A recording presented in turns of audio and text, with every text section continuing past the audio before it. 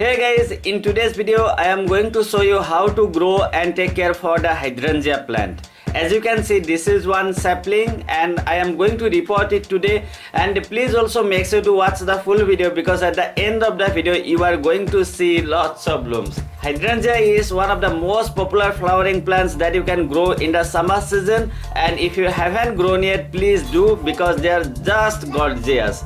By the way, hydrangea from the last year is still with me, and this is one of my plant from the last year.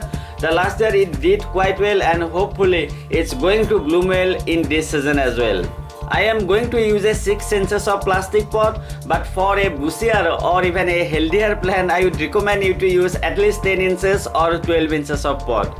You can also see that my pot has lots of drainage holes, so I kept some broken pieces of the clay pot on the drainage holes so that water can drain out well. So whatever pot you are taking, please make sure that it has at least one drainage hole, and keep some hard object on the drainage hole so that water can drain out well. For the potting soil mix, I am taking this way: 30% of normal garden soil, 40% of vermicompost, and rest 30% of coco peat.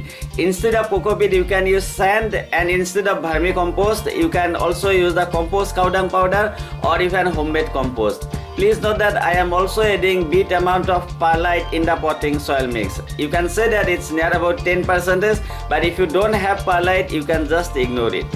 Now I am just going to take out the plant from this plastic bag. But please also note that nursery people reported all the hydrangea plants just few days back, and that's why the soil is really very loose. I mean, I am talking about the soil in the root ball, and so I need to be very careful at the time of repotting. Removing some soil from the bottom of the root ball so that I can feed the plant in my pot.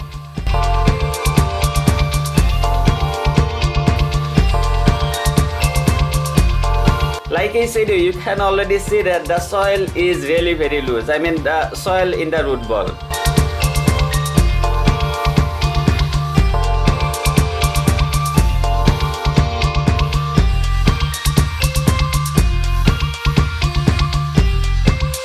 As you can see, everything is done, and now it's time to water.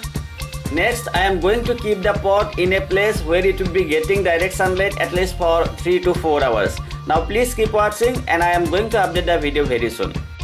After 40 days, and this is how my plant is looking. Today I will be fertilizing my plants, and that's why I am just updating the video. Please also note that you can fertilize your plants just 15 or 20 days after repotting, and from that way I am actually late to fertilize my plants, but anyway, let's see how it goes. To fertilize my plant, I am just going to apply 8 crystals of DAP. However, please also note that if you are growing in a somewhat bigger pot, let's say 12 inches or even 18 inches, then you can definitely increase the amount of DAP crystals. But I would say that it's always a good idea to start with a low number, let's say 6 or even 8 crystals. To apply the DAP, it's really very simple. Only you have to do is just keep the crystals on the soil and press it very lightly. But at the time of applying, please make sure that you are not keeping the DAP crystals too close to the main stem. You can apply the DAP once in 20 to 25 days.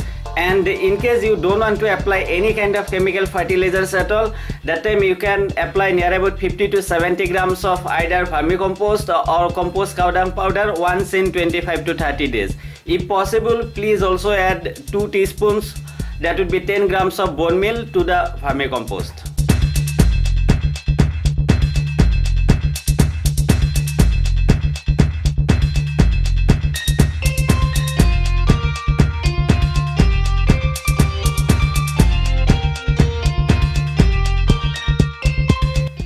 Updating the video exactly after 99 days, and you can see that my plant is finally blooming and it's looking just awesome. Now let me also show you some more blooms, blooms on my previous years of hydrangea plants, and you are going to see the both color, pink one and the blue one.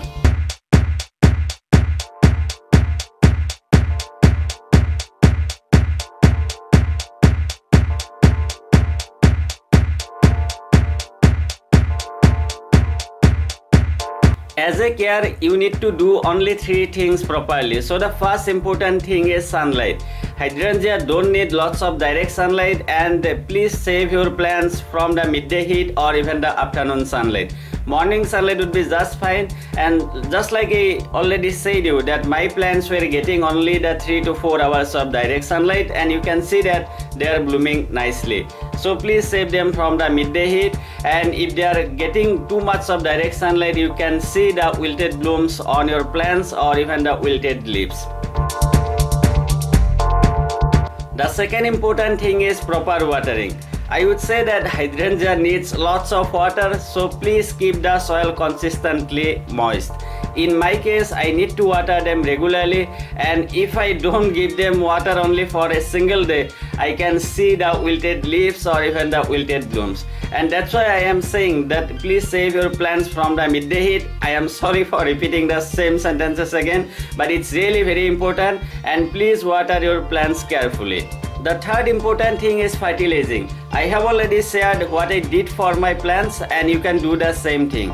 The last thing which you may like to do is you may want to make your plants look bushier, just like this one as you are looking here, and for that I did one video, and you can check out that video simply clicking on the I button on top right corner, or you can get the link to that video in the description box as well.